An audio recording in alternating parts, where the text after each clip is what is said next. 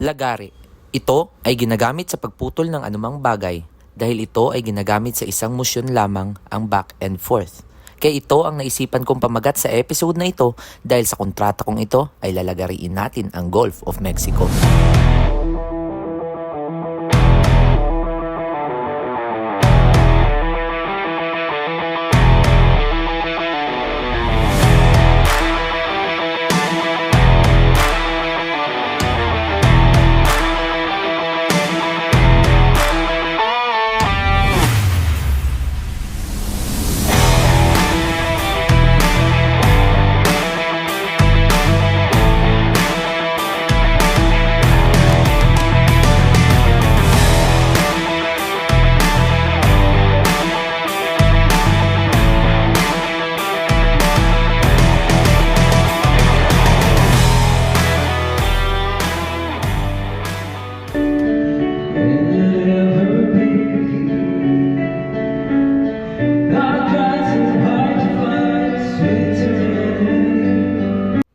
Pagbitaw namin ng Florida ay pagod ang mga tao. Meron lang kaming 2 araw na transit papuntang Mexico, kaya matik na party pagtapos ng duty.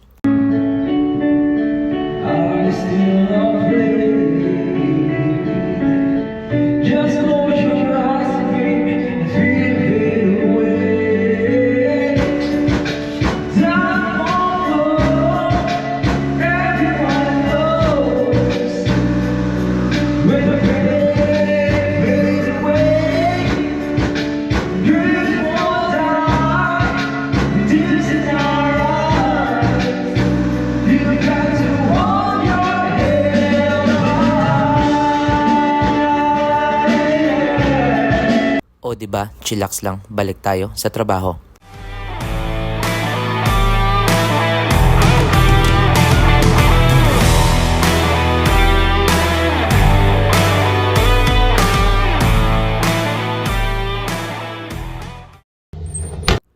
Pagbitaw ng puerto ay meron kaming 2 araw para sa deck maintenance. Dito namin tinatapos ang mga natitirang trabaho o bagong trabaho sa kubyerta na galing kay Chiefmate. Chiefmate ang nagbibigay ng trabaho at ipapa-approve ito kay kapitan bago niya ito ibigay kay maestro. At si maestro naman ang magbibigay sa amin ng job order na galing kay Chiefmate. Makes sense?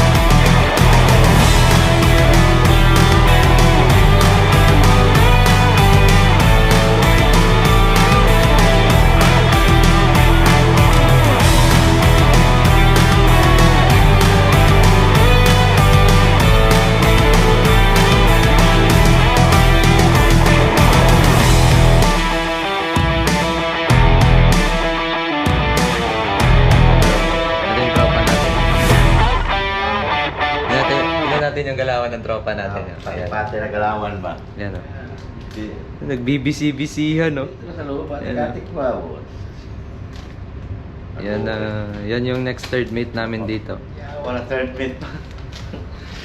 Pagurin mo lang yung sarili mo. Kala mo, ano ginagawa yun? Tingnan niya no? Kinder ka, alam nito. Kaya di ka lang gamit ang utak dito. Yung ano bro? Mga galawan ba? Kahit kinder nga. Yan ba yung babalutin niya oh? Ang dami pa oh. Kahit kinder. Pang-iboy man ito ang trabaho. Diba? Sige na, balik mo na ako dun. Pero mas maganda yung trabaho yung humahawak dyan. Yung humahawak dyan yan. Ganyan yung ano. Mahirap yung mas...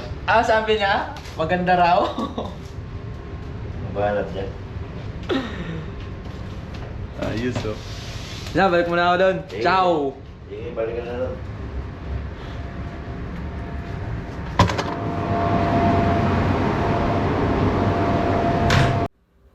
crew, ang tawag sa mga tao sa kubyerta.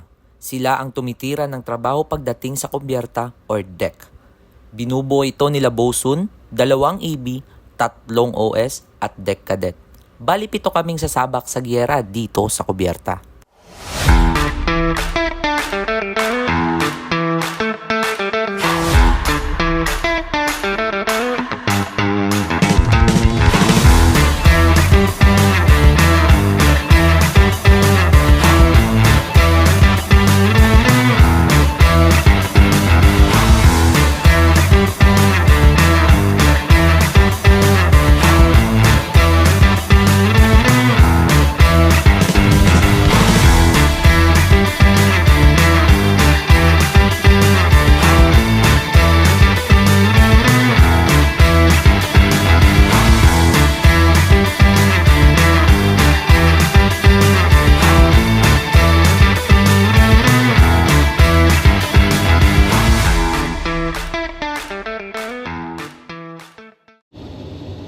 So ayun, labas na tayo.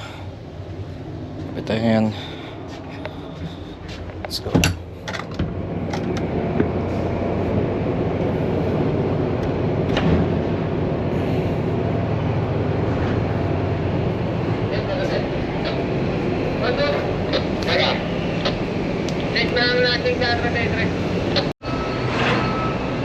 So, good morning mga kabaruan. Dito tayo ngayon sa Port of Tuxpan, saan ito ay part ng Veracruz, Mexico.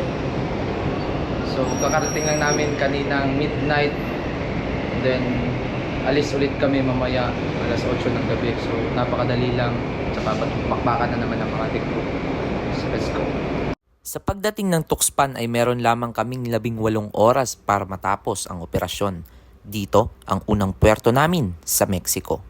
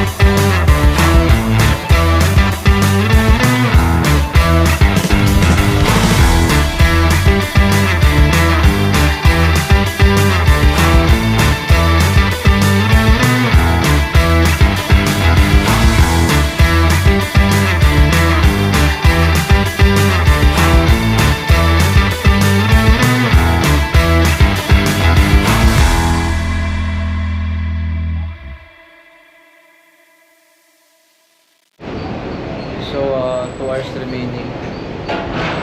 2000. Tatapos kami dito sa Tuxpan. 2000 yung 2200 naman yung pilot boarding time natin. Hola amigo. So ito tayo dito ngayon. Kasi patapos na sila dito sa Mexico. Hola amigo. Amigo, ¿cómo estás? ¿Cómo estás? Bien, bien. Yeah, bien amigo, bien. So, bali tapos na yung loading operation namin. Time check. It's now 2018. So, 2100 pilot time.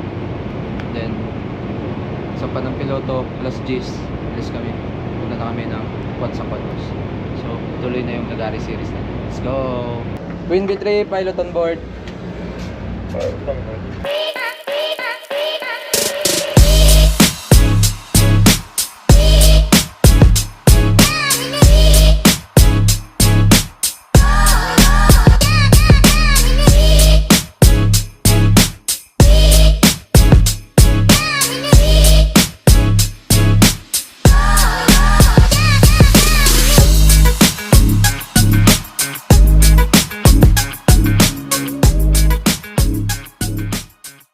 Sa pagtapos ng Tuxpan ay may 15 oras kaming transit papuntang Coatzacoalcos, Mexico.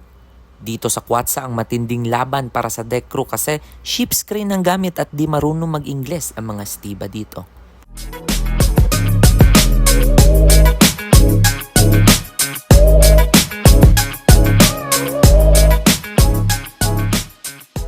Ang Cuatza ay ang pinaka nakakapagod na puerto, pero bawing-bawi naman ang view sa gabi.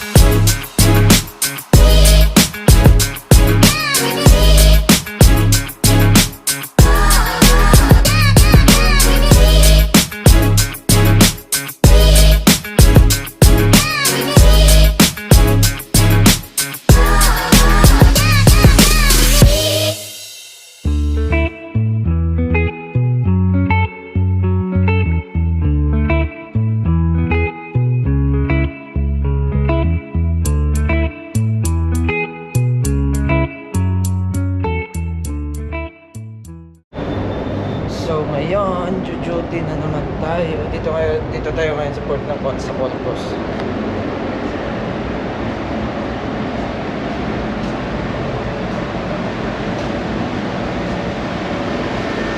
Bogi. Sige na.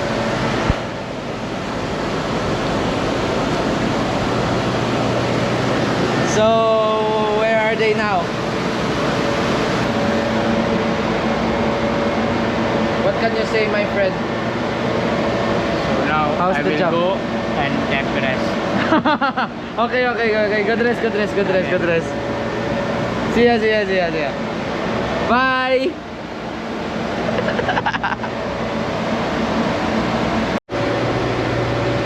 Good rest, Meg!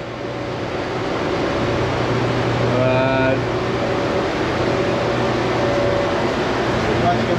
Thank you, Meg. Wa tama ba? Ah. Chicks. Amo! Charot! Eh, Meg, good rest! Tingnan mo muna dito. Ah, Franz! Hello. So, bali, magsisimula na sila sa tres dito sa Bay 36. So, akin na to dito. Ayun yung mga Steve, piniprepare na nila yung mga gamit nila. Yung crane, piniprepare na nila. Ayan. Matapos ang matinding bakbakan dito sa Cuatza, ay pabitaw na naman kami pabalik ng Florida. Sa kontrata kong 10 buwan ay 3 puerto lamang ang aming ruta. Ito ay ang Port Manatee, Florida, Tuxpan Port Terminal, Mexico, Cuatza, Cualcos, Mexico at paminsan-minsan ay meron din kaming Galveston, Texas para mag-bunkering. Remember